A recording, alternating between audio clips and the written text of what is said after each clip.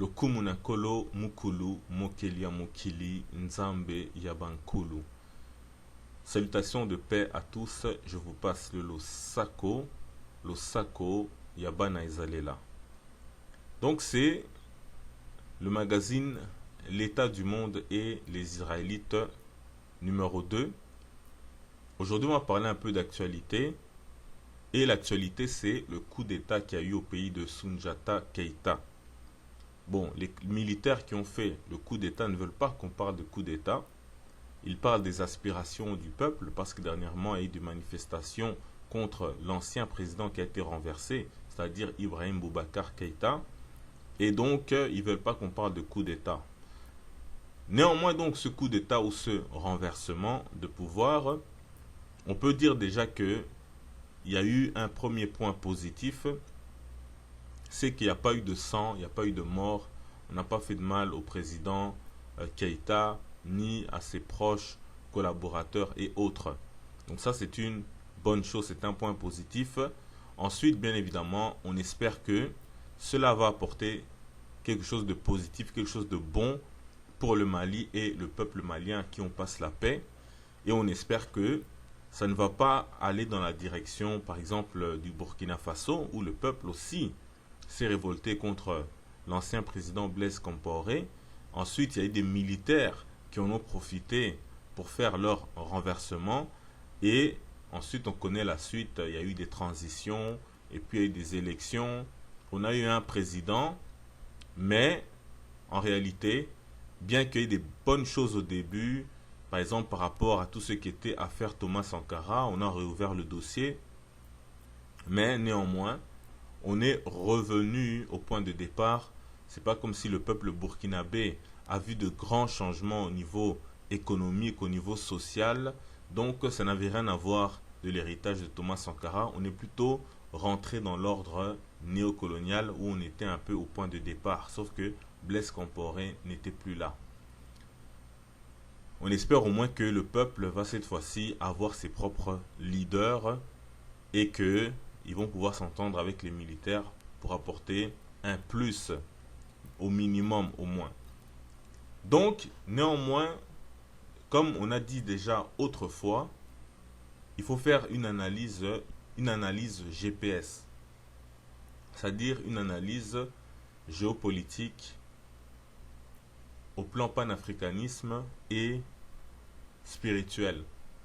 Bien que, on ne va pas dire grand-chose ici, toujours est-il que sur le plan géopolitique, on a vu qu'il y a eu condamnation unanime de la France.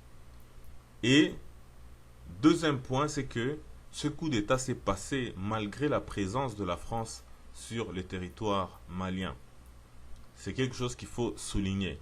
Ensuite de ça, la CEDEAO a exigé le retour du président Ibrahim Boubacar Keïta. Et là, on voit le deux poids, deux mesures par rapport, par exemple, à la France, où on sait que actuellement, en Biélorussie, il y a des manifestations contre le président Loukachenko.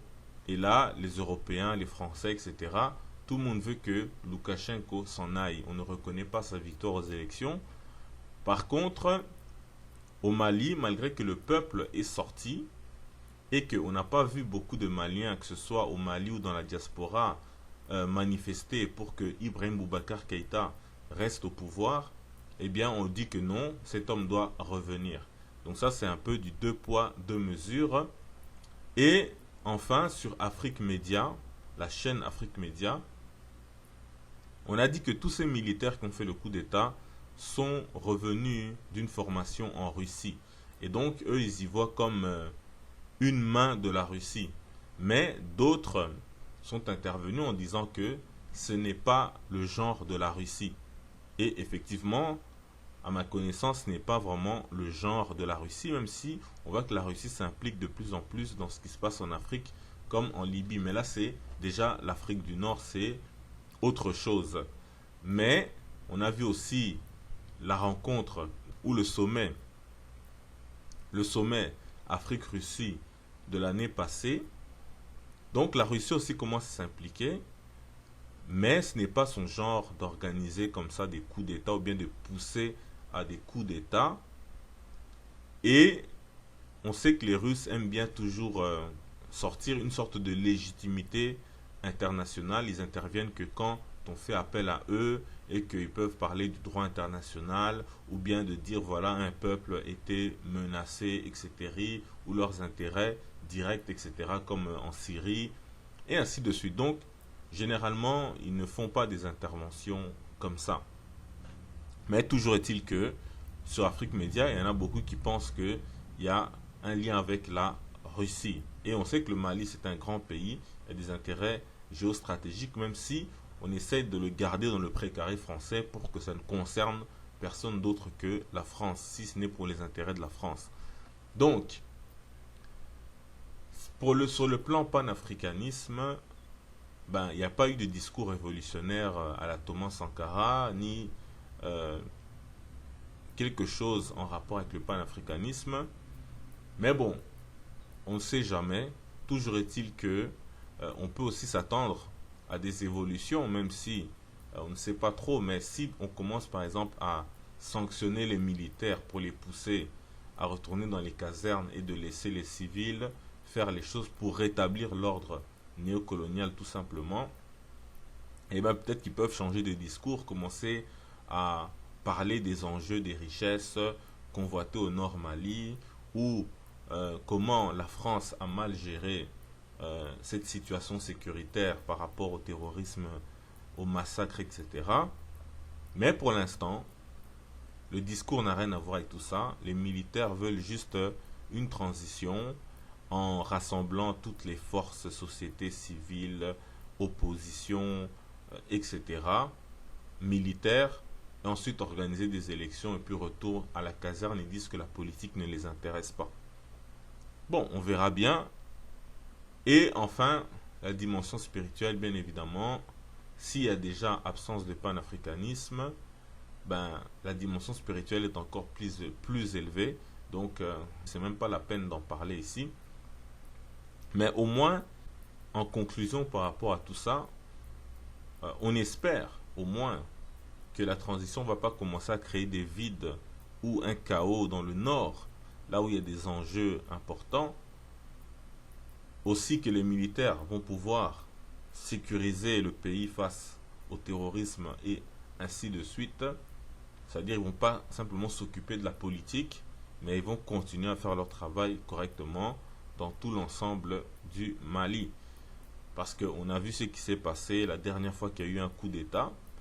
Ils ont laissé complètement le pays pour s'occuper d'un coup d'État, tandis que au nord, les villes tombaient les unes après les autres, mais on n'a pas vu de militaires aller se battre là-bas pour soutenir le pays. Et aussi, donc, ils peuvent aussi profiter du pouvoir, du temps qu'ils sont au pouvoir, pour prendre des mesures en faveur du peuple, que ce soit social et économique. Et s'il y a des négociations, ils peuvent aussi raisonner sur une médiation multilatérale, etc. Et les militaires ont dit qu'ils voulaient conserver donc l'aide des partenaires comme la France, même s'ils n'ont pas prononcé le nom de la France, mais on sait que le partenaire qui est déjà en place pour ce qui est de combattre le terrorisme, tout ça, c'est la France. Mais on constate que la France n'y arrive pas seule. D'ailleurs, autrefois, la France avait demandé l'aide d'autres pays européens. Tiens, tiens. Et bien évidemment, il y a toutes ces affaires de G5 Sahel, etc. Mais il n'y a pas eu de pays européens qui sont venus à la rescousse de la France. Donc, on sait qu'en Centrafrique, les Français avaient aussi fait une intervention là-bas. Mais, entre-temps, la Centrafrique a aussi fait appel à la Russie. Et il paraît que depuis, les choses vont déjà beaucoup mieux. Donc comme le monde est vaste, donc il n'y a pas que les pays européens, il y a aussi d'autres pays qui peuvent venir sur le même terrain et faire aussi du travail, parce qu'on sait que les pays de la région, ben, eux vont toujours parler de la France, mais néanmoins, que ce soit à tous les niveaux, il faut se dire que il n'y a pas que la France. Et Bana Ezalela dans tout ça, et les Israélites dans tout ça, eh bien évidemment, on n'est nulle part. Donc le frère de la chaîne Investir au pays a dit les Africains sont spécialistes des constats. Depuis son père à lui, on fait les mêmes constats, mais on fait rien de concret pour changer, etc. Il a raison si on se limite à parler de néocolonialisme, de panafricanisme, etc. Mais la clé, c'est l'identité, c'est qui sommes-nous. Donc celui qui ne sait pas d'où il vient, il ne sait pas non plus où il va. En tant que peuple, c'est important en ce qui nous concerne, puisqu'on nous a souvent vendu qu'on n'avait pas d'histoire, etc. Mon problème est que c'est le résultat d'une coalition internationale dans le cadre du conflit cosmique où les médias du monde entier se sont ligués contre ceux qui ne sont pas décolorés. Car en réalité, vous découvrirez à travers l'étude, malheureusement, le temps m'est compté, de sorte que je vais faire des raccourcis, mais je veux faire 3 déclarations qui vont vous pousser à réfléchir et peut-être à sonder les Écritures davantage.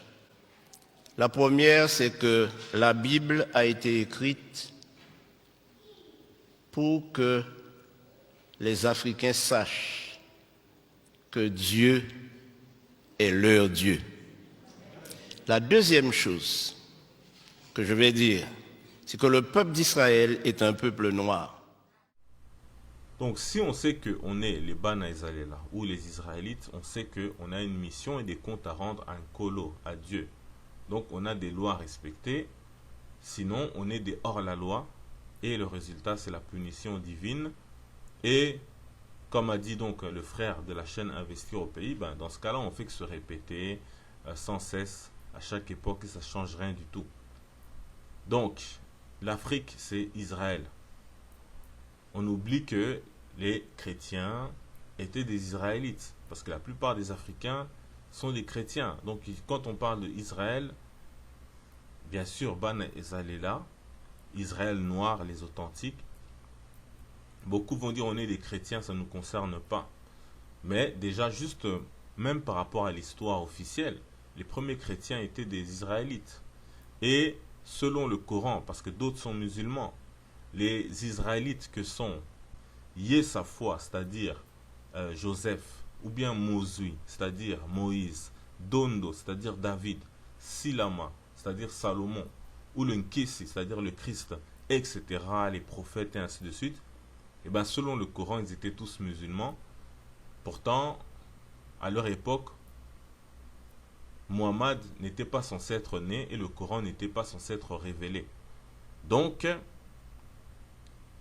les 3 religions en réalité ne font qu'un, c'est les nations qui sont venues pour nous embrouiller en changeant la couleur des prophètes noirs en blanc et faire leurs propres interprétations des textes sacrés.